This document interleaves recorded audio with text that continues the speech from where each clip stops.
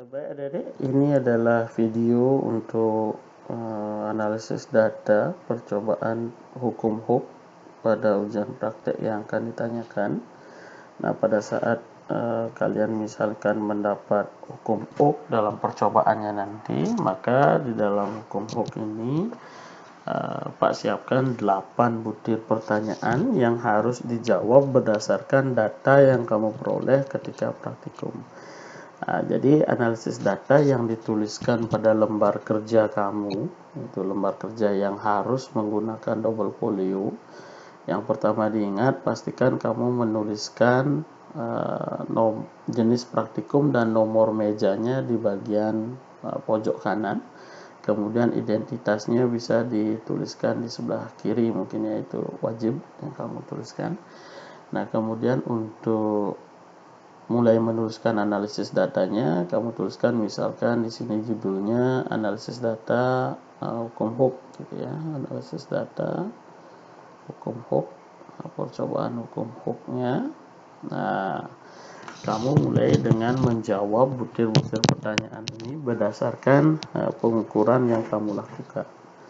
Nah, yang pertama untuk besarnya masa beban, mungkin Pak revisi sedikit nanti di lembar kerja di petunjuknya ya. Untuk besarnya masa beban ini Pak tidak jadi minta adik-adik untuk menimbangnya dengan menggunakan derajat House, tapi langsung ini disebutkan bahwa masa beban yang digunakan sudah tertera di bebannya ya, yaitu jawab saja langsung untuk nomor 1 begitu ya. Jadi analisis datanya Pak Profesor di sebelah sini ya. Nanti apa yang ditulis di sini gitu ya, Pak Profesor sebelah sini. Jadi nomor 1, kamu langsung aja tuliskan jawabannya bahwa masa beban menggunakan simbol M sama dengan 100 gram. Nah, untuk hukum hook masa beban yang digunakan sudah pasti Pak pakai masa yang 100 gram ya, karena mengingat tadi di lab tersedia beban yang sudah tertera masanya. Nah, untuk masa 100 gram ini kamu harus konversi dulu ke dalam satuan yang internasional ya. Kamu boleh gunakan satuannya apa gitu ya. Nanti harus dalam kilogram ya. Maka kalau 100 gram ini dibagi 1000 ya untuk menuju kilogram, maka ini nilainya adalah 0,1 kilogram. Nah, kemudian ini untuk data yang pertama. Kemudian untuk yang butir pertanyaan kedua, itu ditanyanya adalah besarnya gaya berat beban adalah gitu ya.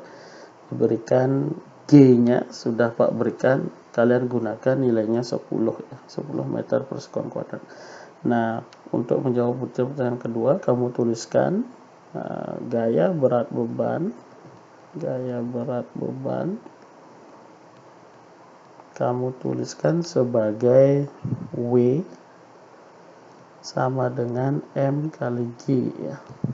Nah, dengan data M-nya ini kamu masukkan yang tadi, berarti 0,1 dikalikan dengan G-nya ya, dikalikan dengan 10. Berarti kamu dapatkan di sini sebagai 1 Newton ya. Satuannya Newton. 1 Newton. Nah, kemudian ini mulai dari butir ketiga, maka kamu datanya mungkin beda-beda ya, sesuai dengan nomor meja yang kamu dapat. Nanti jangan sekali-sekali kamu mengingat jawaban dari teman begitu ya, atau jawaban dari mana saja, bocoran dari mana saja, karena setiap mulai percobaan Pak akan langsung ganti pegas yang digunakan. Jadi kamu tidak akan pernah tahu dapat pegas yang ukurannya berapa. Nah, data ini harus diukur sesuai dengan apa yang didapatkan gitu ya.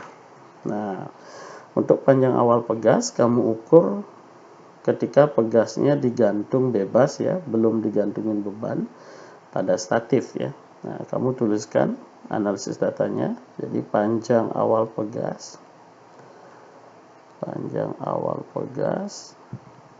kamu tuliskan sebagai L0 sama dengan, nah misalkan kamu dapatkan L0 nya berapa gitu ya, dalam senti misalnya ya, misalnya berapa ya, misalnya 18 cm itu ya, 18 cm. Nah, kemudian baru kamu lakukan percobaan berikutnya, yaitu menggantungkan bebannya ini ke ujung pegasnya yang bawah ya. Maka pegasnya akan tertarik dia. Nah, maka kamu bisa mengukur ulang panjangnya. Panjang yang diukur harus sama posisinya ya. Jadi kalau awalnya kamu mengukur pegas yang belum digantungi beban dari titik sini gitu ya, misalnya titik A sampai titik sampai sini, mungkin dari sini gitu ya. Maka nanti ketika dia memanjang, titik yang kamu ukur harus tetap sama. Berarti A-nya mulai dari sini, B-nya nanti mulai dari sampai di sini gitu ya. Jangan sampai nanti ketika kamu ukur awalnya sampai di sini, akhirnya kamu ujung di sini gitu, nggak cocok gitu ya. Harus titik yang sama diukur. Nah, kemudian kita masukkan analisisnya. Jadi bahwa panjang akhir pegasnya kamu tuliskan sebagai L final ya, atau LF. Nah, misalkan kamu dapat berapa? Ya, misalkan 27 cm. Nah, kamu tuliskan 27 cm gitu misalnya. Nah, kemudian barulah kamu menjawab soal nomor 5 dari analisis data ya. Nah, jadi perubahan panjang pegas, perubahan panjang pegas kamu tuliskan sebagai delta L, itu adalah L final dikurangi dengan L0 gitu ya. Nah, maka kamu bisa tuliskan di bawahnya, berarti 27 cm dikurangi dengan 18 cm. Ini misal ya, jadi belum tentu ini datanya ya. Nah, ini dapatnya berapa? Misalnya dapatnya 9 gitu ya, 9 cm. Nah, ini harus diubah ke dalam satuan yang internasional ya. Jadi ini diubah menjadi meter dibagi 100 ya. Berarti 0,09 meter gitu ya. Nah, dapatlah delta L-nya segitu. Nah, kemudian kamu menuliskan yang nomor 6 ya. Besarnya gaya Hooke, besarnya gaya pegas ya, atau gaya Hooke.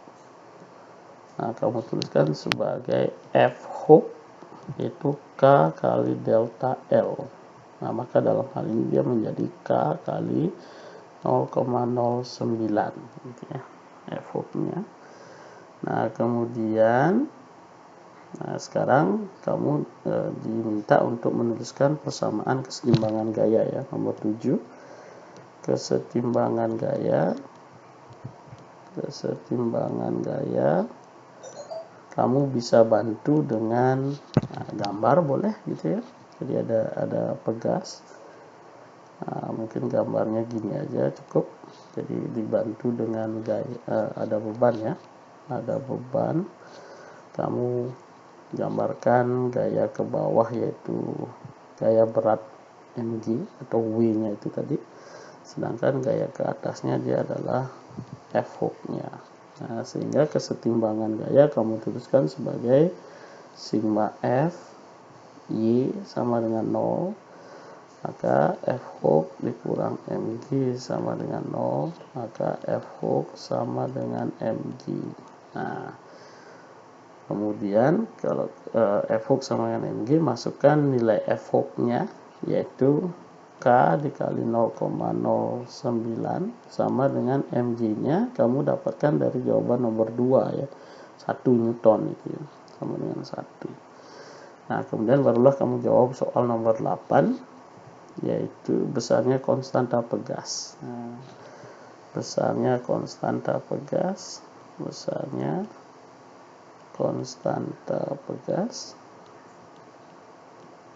Nah, kamu selesaikan persamaan ini ya. Berarti K dikali 0,09 sama dengan 1. Maka kamu dapatkan K sama dengan 1/0,09. Nah, inilah dicari jawabannya menggunakan kalkulator. Nanti satuannya harus ditulis sebagai Newton per meter gitu ya. Nah, inilah analisis data untuk percobaan hukum Hooke. Nah, jadi seperti ini yang harus dituliskan untuk menyelesaikan percobaan